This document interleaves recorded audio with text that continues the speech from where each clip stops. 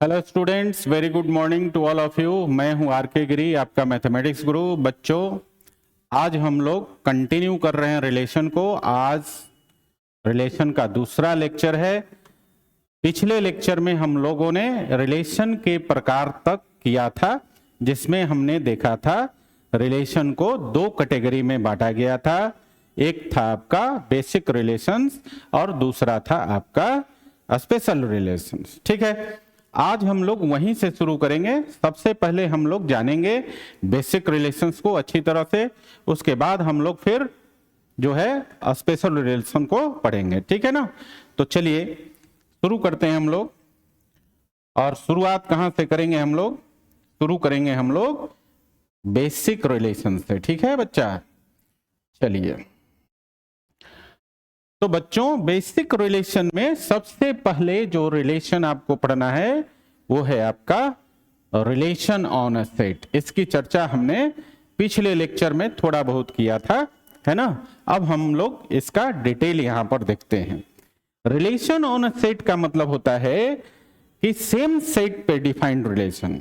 ठीक है, यहां पर एक ही सेट होगा और उसी सेट पे जो रिलेशन डिफाइंड होगा उसको हम लोग बोलेंगे relation on a set. Definition देखते हैं इसका। डेफिनेशन क्या कहता है? डेफिनेशन कहता है a relation defined on the same set is called relation on a set. Same set पे डिफाइंड रिलेशन को रिलेशन ऑन अ सेट बोलते हैं। ओके, बस प्रकार जानना है कि रिलेशन ऑन अ सेट का मतलब क्या है।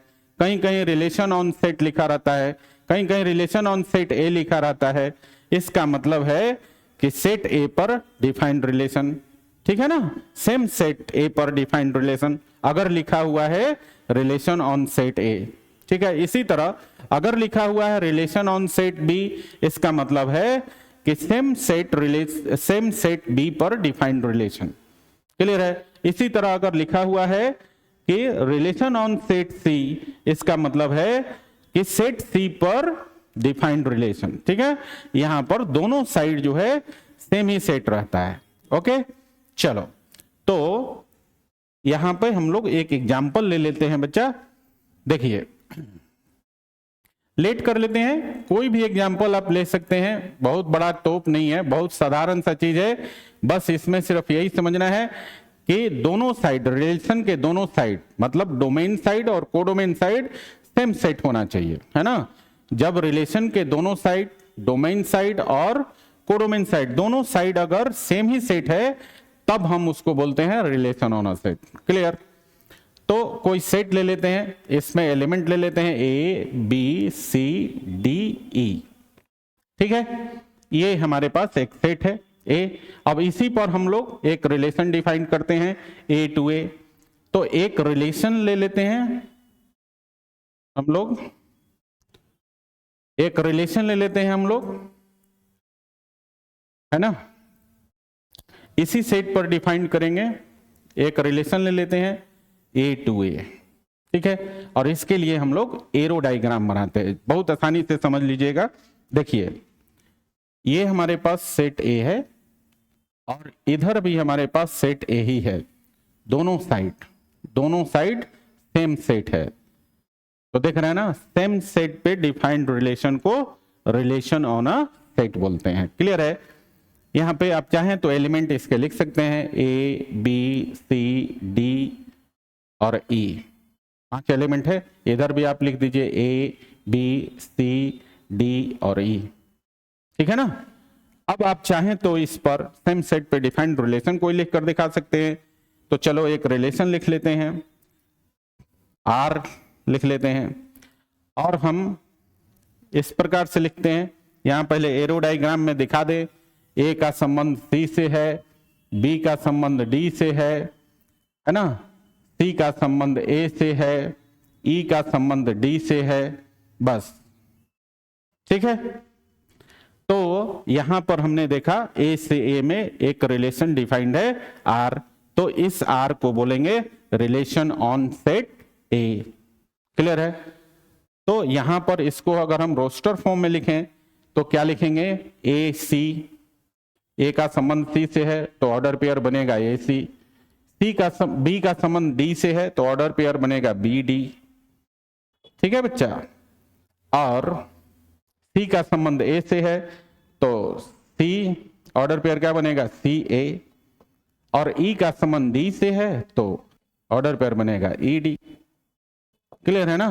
तो ये रिलेशन, ये जो रिलेशन आर है वो है रिलेशन ऑन सेट ए, या आप बोलेंगे कि ये जो रिलेशन है आप देखेंगे कि इसका डोमेन साइड और इसके कोडोमेन साइड दोनों साइड सेम सेट है, तो इसको बोलेंगे रिलेशन ऑन अ सेट, या हम लोग बोलेंगे इसको क्या बोलते हैं सेम सेट पे डिफाइंड रिलेशन।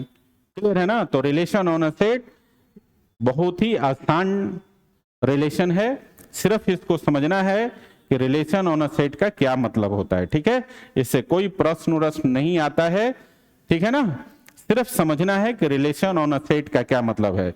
रिलेशन दो डिफरेंट सेट पे भी डिफाइंड होता है, लेकिन यहां जो हम लोग पढ़ रहे हैं वो पढ़ रहे हैं रिलेशन ऑन अ सेट, मतलब सेम सेट पे डिफाइंड रिलेशन। ओके, चलो आगे बढ़ते हैं। आगे है बच्चा बेसिक रिलेशन का दूसरा रिलेशन, वॉइड, एम्प्टी या नल रिलेशन। वॉइड, एम्प्टी और नल का मतलब होता है खाली, मतलब एक ऐसा रिलेशन जो खाली हो, जिसमें कोई order pair relation, order pair ना हो। बात समझ में आ रहा है? वॉइड, नल और एम्प्टी का मतलब होता है खाली, इसका मतलब एक ऐसा रिलेशन जो खाली हो। इसका मतलब यह भी हुआ, अगर आप रोस्टर फॉर्म में रिलेशन को आप देखेंगे तो इसका मतलब उसमें कोई ऑर्डर पेयर नहीं होगा, है ना? ऑर्डर पेयर होगा तब तो रिलेशन होगा ही। तो यहां पर वॉइड, एम्प्टी और नल का मतलब है खाली रिलेशन, मतलब उसमें कोई ऑर्डर पेयर नहीं होगा। ठीक है, इसको हम लोग फाई से डिनोट करते हैं। जो वॉइड और एम्प्टी रिलेशन है ना, उसको फाई से डिनोट करते हैं। ऐसा हम लोग 11th क्लास में पढ़े हैं। ये जो वॉइड सेट होता है, जो एम्प्टी सेट होता है या नल सेट होता है, उसको हम लोग फाई लिखते हैं। तो यहां भी रिलेशन के केस में भी जो है वॉइड और एम्प्टी रिलेशन को फाई से ही डिनोट करते हैं। डेफिनेशन क्या कहता है? A relation on set A is called void, empty और null if R is equal to phi. किसी रिलेशन सेट ए पर कोई रिलेशन आर को हम लोग वॉइड, एम्प्टी या नल कब बोलेंगे? जब आर फाई के बराबर होगा, मतलब आर खाली होगा। सिंपल, एक एग्जांपल से अच्छी तरह से समझ जाएंगे।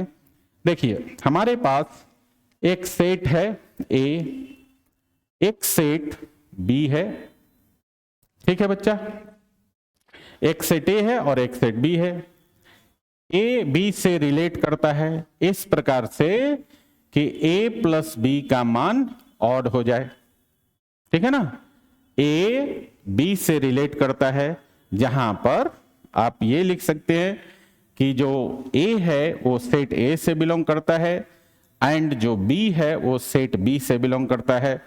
ठीक है, तो ए और बी का जो सम है वो ऑड है ना? इस प्रकार से रिलेट करता है सेट ए का एलिमेंट सेट बी से। क्लियर है?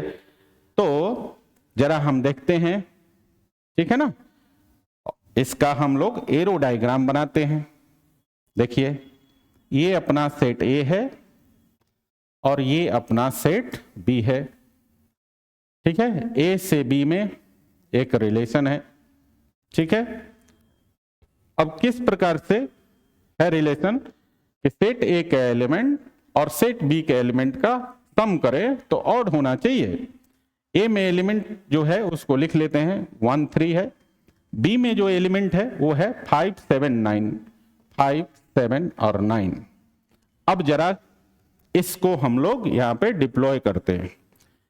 ए के एलिमेंट और बी के एलिमेंट का सम क्या होना चाहिए? ऑड होना चाहिए। इसके लिए क्या करेंगे?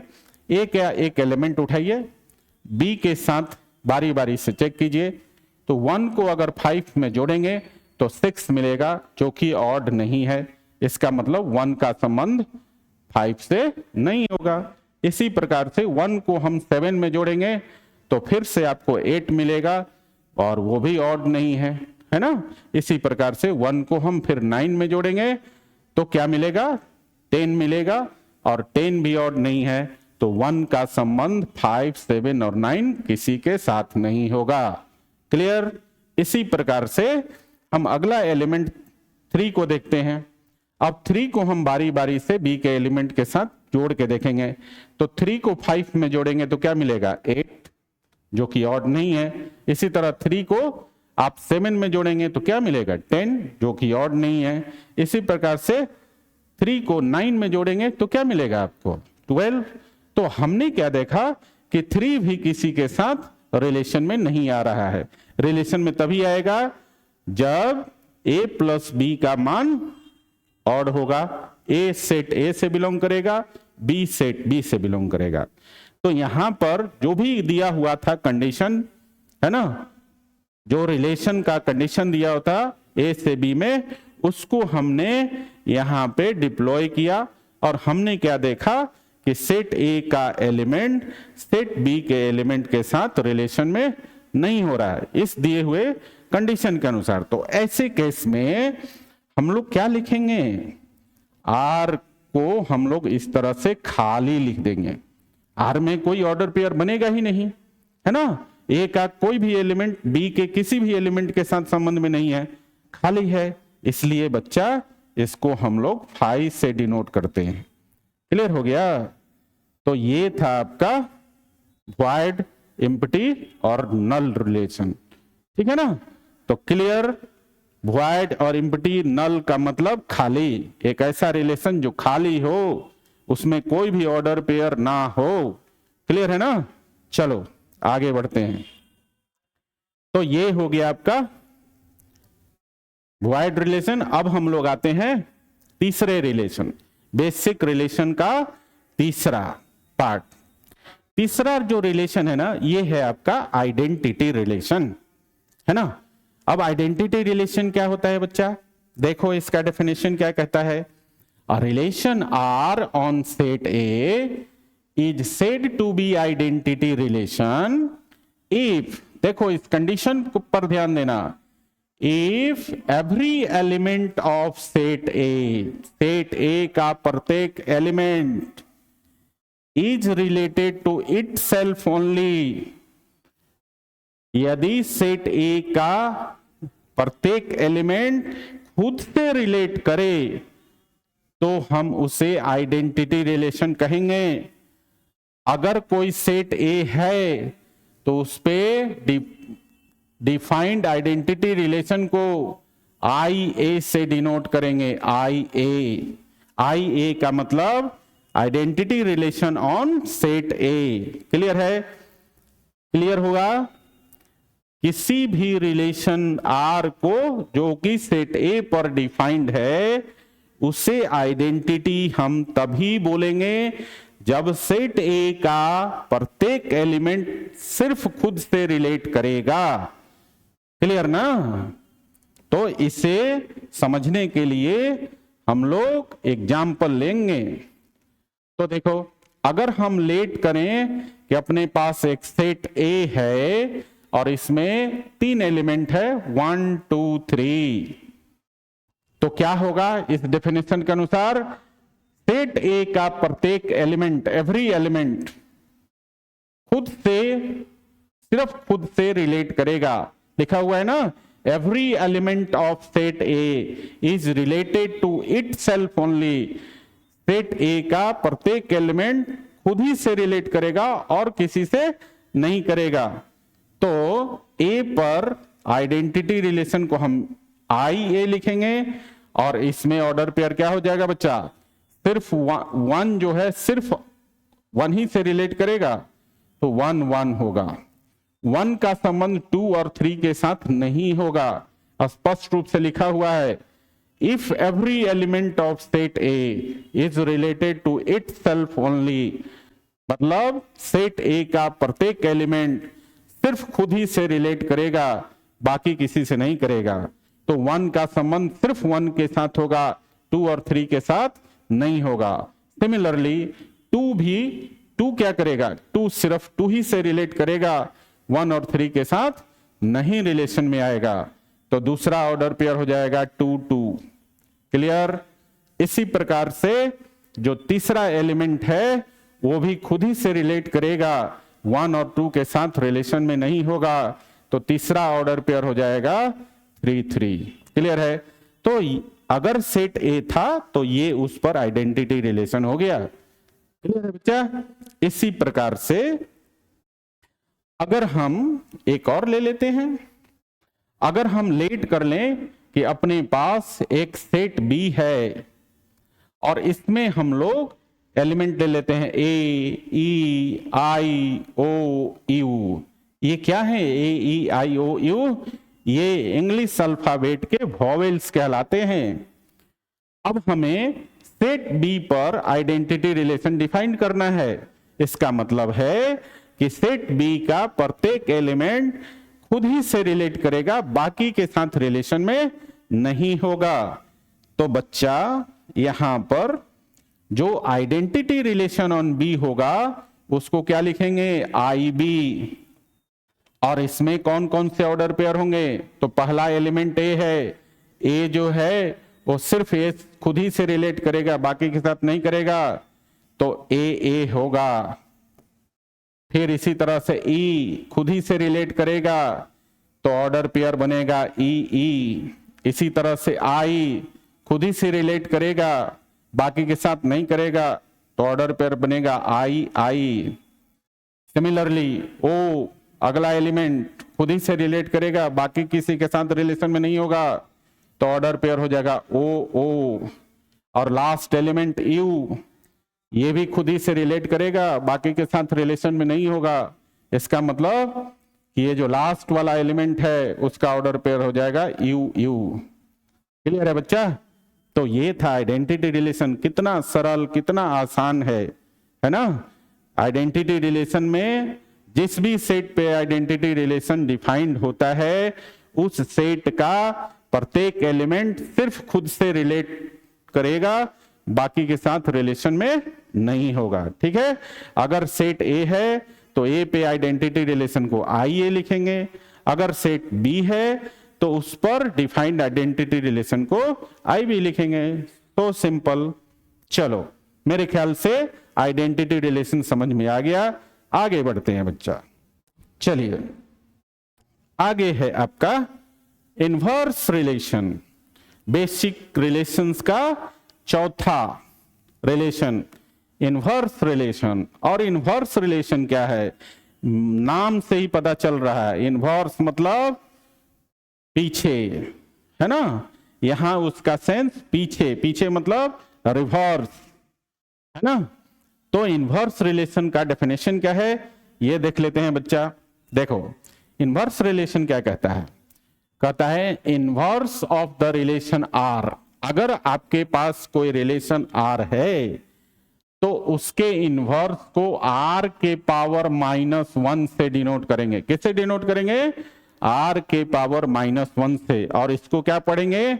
Are inverse. क्या पढ़ेंगे? R inverse.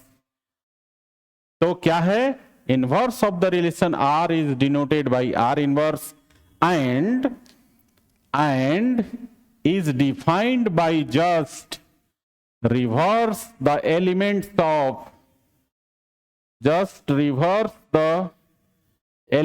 of each order pair in the relation R। कैसे मिलेगा किसी रिलेशन का इनवर्स? तो उस रिलेशन में जो भी ऑर्डर पेयर्स हैं प्रत्येक ऑर्डर पेयर को के एलिमेंट्स को रिवर्स कर देना है। क्लियर है बच्चा। चलिए आगे बढ़ते हैं। इसको जरा हम लोग एग्जाम्पल से समझते हैं। मान लीजिए कि अपने पास एक रिलेशन है आर, इसको हम R1 मान लेते हैं क्योंकि इसके अलावा भी और हम लोग रिलेशन लेंगे। इससे पहले हम लोग या सिंपल समझिए, एक रिलेशन है R1 और इसमें एलिमेंट है 1 2 1 3 2 3 3 3 ऐसा। अब इसका हमें इन्वर्स निकालना है, तो R1 के इन्वर्स को हम लोग R के पावर -1 से डिनोट करेंगे। और करना क्या है, देखो यहां लिखा हुआ है and is obtained by just reverse the elements of each ordered pair in the relation R। ये जो रिलेशन R में जितने भी ऑर्डर पेयर हैं, प्रत्येक ऑर्डर पेयर के एलिमेंट्स को रिवर्स कर दीजिए। मतलब जो पहला एलिमेंट है उसे सेकंड एलिमेंट बना दीजिए, जो सेकंड एलिमेंट है उसको फर्स्ट एलिमेंट बना दीजिए। इससे समझेंगे आप इस प्रकार से। देखिए जैसे मान लो कि यही है, आप एक ऑर्डर पेयर लेते हो, तो इसको हम बोलते हैं फर्स्ट एलिमेंट। क्या बोलते हैं? फर्स्ट एलिमेंट, ठीक है ना। और इसको हम बोलते हैं सेकंड एलिमेंट। क्लियर है? क्लियर है ना। अब क्या करना है कि जब आप रिवर्स करेंगे तो 2 3 के जगह चला जाएगा। कहां चला जाएगा? 2 3 के जगह चला जाएगा, और 3 जो है 2 के जगह चला जाएगा। रिवर्स करने का मतलब यही है, ये जो लिखा हुआ है and is obtained by just reverse the elements of each order pair, इसका मतलब यही है कि प्रत्येक ऑर्डर पेयर के एलिमेंट्स को रिवर्स कर देना है। मतलब जो फर्स्ट एलिमेंट है वो अब सेकंड एलिमेंट बन जाएगा, जो सेकंड एलिमेंट है वो आपका फर्स्ट एलिमेंट बन जाएगा। क्लियर है बच्चा? चलिए आगे थोड़ा बढ़ते हैं। तो हमें क्या करना है, इसका इनवर्स निकालना है R1 का, है ना। तो चलिए कर लेते हैं। देखो तो बच्चा यहां देखो 1 2 है, 1 2 का रिवर्स ऑर्डर पेयर क्या होगा? 2 1 के जगह जाएगा और 1 2 के जगह जाएगा, तो ये हो जाएगा 2 1। 1 2 का रिवर्स 2 1, 1 3 का रिवर्स 3 1। इसी प्रकार से 2 3 का रिवर्स 3 2, और 3 3 का रिवर्स खुद ही होगा। इसको आप रिवर्स करेंगे तो भी वही आएगा। तो आप समझ गए कि किसी भी रिलेशन R का जो इन्वर्स होगा उसे R के पावर -1 से डिनोट करेंगे, और प्राप्त करने के लिए उस रिलेशन में जो भी ऑर्डर पेयर है उन सबको रिवर्स कर दीजिए, उसके एलिमेंट्स को रिवर्स कर दीजिए, तो उस रिलेशन का इन्वर्स मिल जाएगा। क्लियर है ना। चलो अब एक और रिलेशन ले लेते हैं। यहां पर ये आपका था R1 का इन्वर्स। एक और रिलेशन ले लेते हैं, ठीक है। और ये जो रिलेशन है ना, इसके लिए ये जो रिलेशन है वो सेट A पर डिफाइंड था बच्चा, 1 2 3, है ना।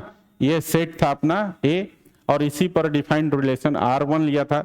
एक और रिलेशन ले लेते हैं R2, और ये देखिए इसमें ले लेते हैं 1 1 1 2, फिर इसी तरह से 2 2 2 3, फिर इसमें ले लेते हैं 3 1 और 3 2, ठीक है। अब इसका इन्वर्स निकालना है। ये रिलेशन भी सेट A पर डिफाइंड है, तो क्या करेंगे, इसका इन्वर्स निकालने के लिए पहले तो इसको डिनोट करना है। तो क्या लिखेंगे? R2 के पावर -1, ठीक है। और इसका इन्वर्स कैसे मिलेगा? इसके प्रत्येक ऑर्डर पेयर के एलिमेंट्स को रिवर्स कर दीजिए। तो 1 1 का रिवर्स खुद ही होगा, 1 1 ही होगा। 1 2 का रिवर्स 2 1 हो जाएगा, 2 2 का रिवर्स खुद ही होगा, और 2 3 का रिवर्स 3 2 हो जाएगा, 3 1 का रिवर्स 1 3 हो जाएगा, ठीक है। और 3 2 का रिवर्स 2 3 हो जाएगा। तो इस प्रकार से कोई भी रिलेशन दिया है तो उसका इन्वर्स निकालने का तरीका क्या है कि उस रिलेशन में जितने भी ऑर्डर पेयर हैं उनके एलिमेंट्स को आप रिवर्स कर दीजिए। क्लियर है ना। तो ये था आपका इन्वर्स रिलेशन। मेरे ख्याल से इसमें कोई डाउट नहीं होना चाहिए। फिर से एक बार समझा देता हूं कि इन्वर्स रिलेशन क्या है बच्चा। तो अगर कोई रिलेशन R दिया हुआ है तो उसके इन्वर्स को हम लोग R के पावर -1 से डिनोट करेंगे। और R इन्वर्स का मान कैसे मिलेगा?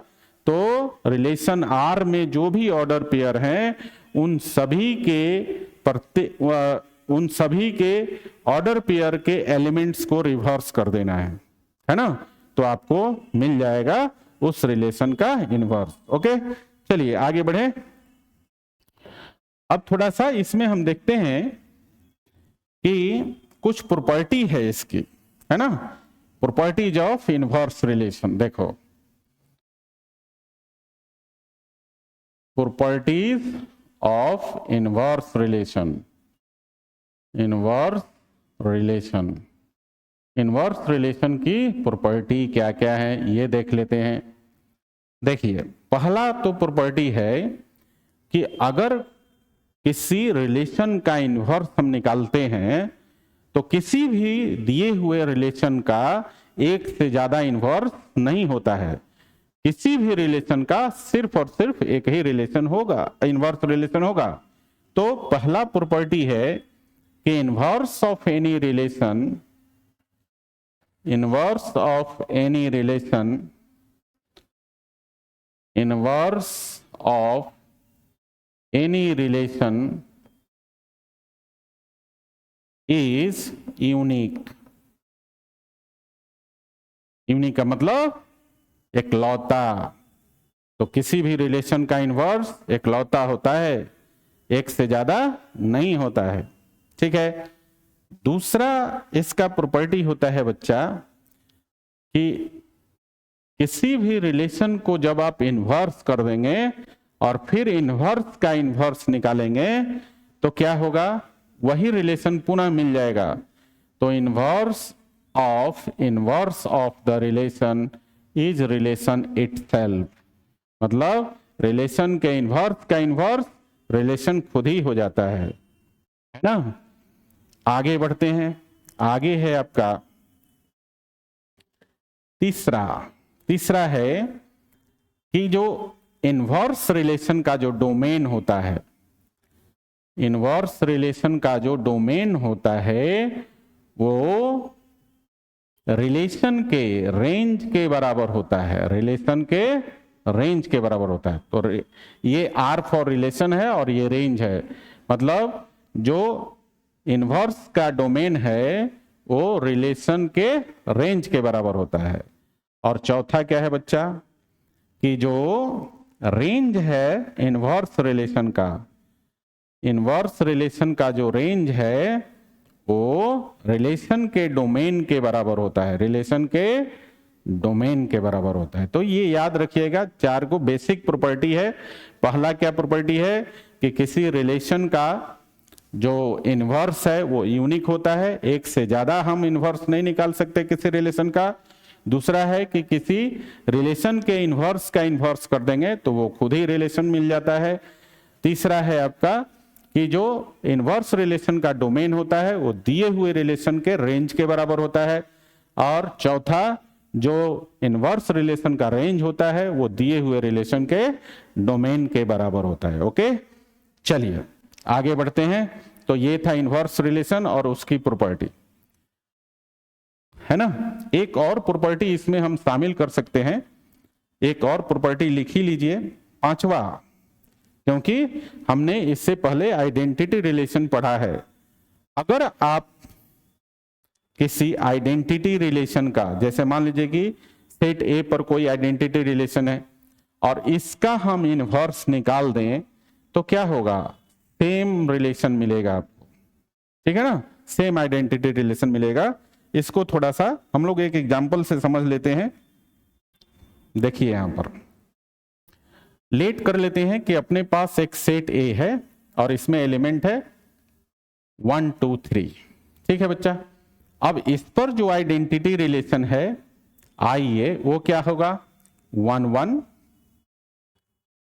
फिर 2 2, फिर 3 3। ये आपका आइडेंटिटी रिलेशन ऑन सेट ए है। अब इसका इन्वर्स कर दीजिए जरा, इसका इन्वर्स करते हैं। तो आई ए का इन्वर्स करेंगे तो क्या होगा, इसके ऑर्डर पेयर के एलिमेंट्स को रिवर्स करना होता है। तो करिए, 1 1 का रिवर्स क्या होगा, खुद ही होगा, क्योंकि इसके सेम एलिमेंट्स हैं। फर्स्ट और सेकंड एलिमेंट दोनों सेम है, रिवर्स करेंगे तो वही मिलेगा।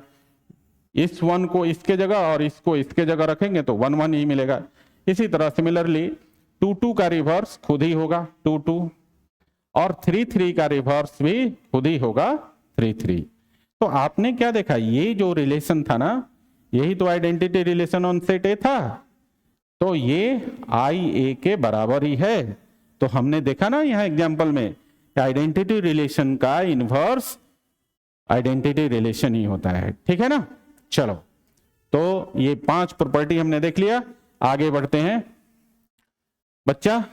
आगे है सबसे लास्ट वाला रिलेशन जो बेसिक रिलेशन में आता है, 5वां, यूनिवर्सल रिलेशन, है ना।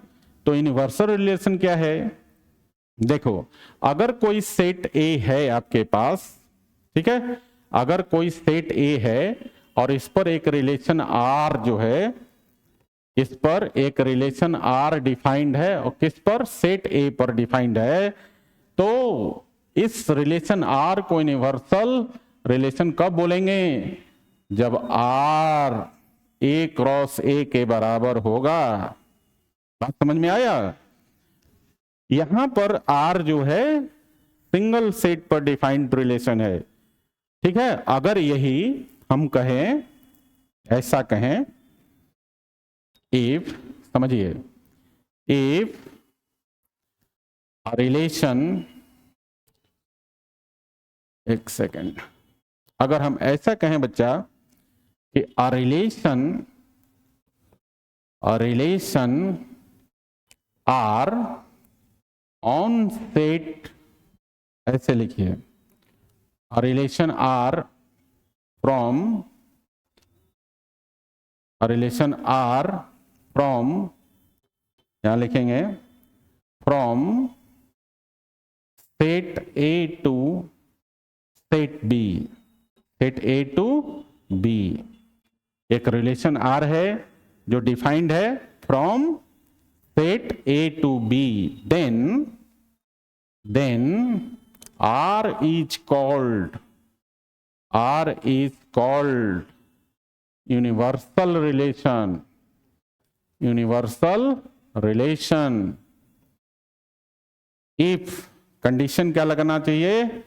If R is equal to A cross B. बात समझ में आई? अगर आर ए क्रॉस बी के बराबर है तो ए से बी में जितने भी रिलेशंस डिफाइंड होंगे उन सब के लिए यूनिवर्सल रिलेशन होगा। ठीक है ना। इसी प्रकार से अगर कोई रिलेशन आर है और सेट ए पर डिफाइंड है तो आर को यूनिवर्सल रिलेशन कब बोलेंगे? जब आर ए क्रॉस ए के बराबर होगा। इसका मतलब ए से ए में डिफाइंड सभी रिलेशन के लिए आर जो होगा ए क्रॉस ए के बराबर और यूनिवर्सल रिलेशन का काम करेगा। ओके, अब हम लोग इसको एक छोटा सा एग्जांपल से समझ लेंगे, है ना। तो यहां पे हम लोग लेट कर लेते हैं कि अपने पास एक छोटू सा क्या है, सेट है 1 2 3, है ना, और यहां पे ए क्रॉस ए निकाल लेते हैं। ठीक है बच्चा। तो ए क्रॉस ए हो जाएगा 1 1 1 2 1 3 2 1 2 2 2 3, फिर होगा 3 1 3 2 और 3 3, है ना। ये हमारे पास ए क्रॉस ए हो गया, है ना। इसको हम मान लेते हैं आर। ठीक है। अब हम क्या करते हैं, इसी सेट पे हम लोग तो जानते हैं ना कि नंबर ऑफ रिलेशंस। तो देखो यहां पर सेट ए में 3 एलिमेंट है, तो यहां पे ए पर defined total number of relations कितने हो जाएंगे? ये हो जाएगा 2 टू दी पावर 3 का स्क्वायर, मतलब 2 टू दी पावर 9 रिलेशंस होंगे, है ना। तो उसमें से कुछ मान लेते हैं, यहां पर लेट कर लेते हैं। देखो लेट कर लेते हैं सेट ए पर ही डिफाइंड रिलेशन R1 को देख लेते हैं। मान लो कि इसमें है 1 1 2 2 3 3, एक रिलेशन ये मान लेते हैं। एक और रिलेशन ले लेते हैं, इसमें ले लेते हैं 1 2 2 3 और 3 3 एक रिलेशन ये ले लेते हैं, है ना। चाहे तो और भी मान सकते हैं, एक मान लीजिए आप एक और रिलेशन R3 ले लेते हैं, इसमें ले लेते हैं 1 3 2 1 3 2 3 3, ठीक है, ये ले लिया। अब आप देखेंगे क्या कि यहां पर ये जो 3 रिलेशंस है ना, ये सभी के सभी R1 R2 R3 ये सभी के सभी सेट ए पर ही डिफाइंड है, सेट ए पर ही डिफाइंड है। और इनको आप क्या देखेंगे कि ये सभी R1 R2 R3 यहां पर here R1 R2 R3 all are the subset of A cross A. A cross ए के सबसेट हैं। इन सभी में जितने भी ऑर्डर पेयर्स है ना, वो सब के सब ए क्रॉस ए में है। और ए क्रॉस ए किसके बराबर है? आर के बराबर है। तो इसलिए आर को क्या कहेंगे? Universal relation. Universal relation. Clear है बच्चा? तो आप समझ गए। एक दूसरा डेफिनेशन भी हम लोग बोल सकते हैं कि अगर R1 R2 R3 सभी रिलेशंस को अगर हम R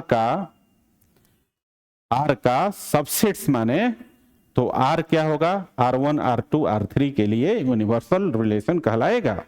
ठीक है, तो इसको हम लोग नेक्स्ट पेज पे देख लेते हैं। चलिए, तो यहां पर नेक्स्ट पेज पे देखते हैं। इफ R1, ये रिलेशन है R1 R2 R3, if R1 R2 R3 all relations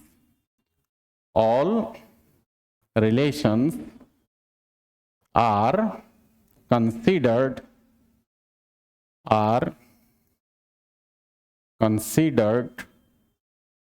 to be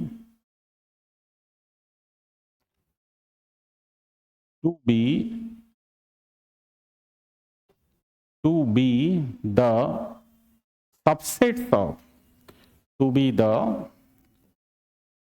subsets of relation R बराबर A cross A, then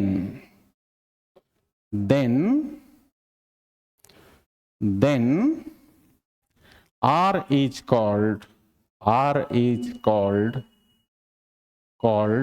universal relation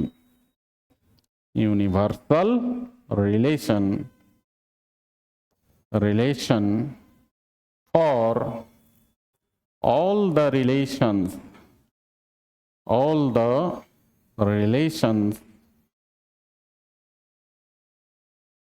R1 R2 and R3। Clear हो गया? ये दूसरा डेफिनेशन है। ठीक है, नहीं तो सिंपल वाला याद रखेंगे। अगर R सेट ए पर डिफाइंड रिलेशन है तो इसे हम यूनिवर्सल कब बोलेंगे? जब R का मान A क्रॉस A के बराबर होगा। या फिर हम ये कह सकते हैं कि जो R है A क्रॉस A पर डिफाइंड सभी रिलेशन के लिए यूनिवर्सल रिलेशन का काम करेगा। क्लियर है ना? तो ये था आपका यूनिवर्सल रिलेशन। तो बच्चों, आज के क्लास में हमने क्या पढ़ा? पिछले क्लास में हमने पढ़ा था कि रिलेशन का 2 कैटेगरी था। एक था आपका बेसिक रिलेशंस और दूसरा था आपका स्पेशल रिलेशंस। तो आज के क्लास में हमने स्पेशल रिलेशंस में जितने भी 5 प्रकार के रिलेशंस थे उन सभी को हमने आज पढ़ा और बहुत अच्छे तरीके से पढ़ा। अच्छा से आपने समझा, है ना? ये अब जो है स्पेशल रिलेशंस को समझने में आपको मदद करेगा, या स्पेशल रिलेशंस के जो क्वेश्चंस होते हैं कई बार बेसिक रिलेशंस के टर्म में पूछे जाते हैं, है ना? तो आपको वहां पे आपको बहुत बड़ी मदद मिलेगी। इसे जान गए आप तो, है ना? तो बच्चों आपसे ये कहना चाहते हैं कि जो अगला हम लोग पढ़ेंगे, अगले क्लास में जो हम लोग स्पेशल रिलेशंस पढ़ेंगे, तो उसे अच्छे से समझने के लिए आज का जो क्लास है बहुत इंपॉर्टेंट क्लास है, इसे आप बहुत अच्छे से पढ़ के आइएगा, तभी आपको अगला क्लास समझ में आएगा, है ना, या अच्छे से समझ में आएगा स्पेशल रिलेशंस। फिर उस पर हम क्वेश्चंस भी बहुत सारे करेंगे, है ना। तो बच्चों आज के लिए इतना ही, मिलते हैं हम लोग नेक्स्ट लेक्चर में, तब तक बाय।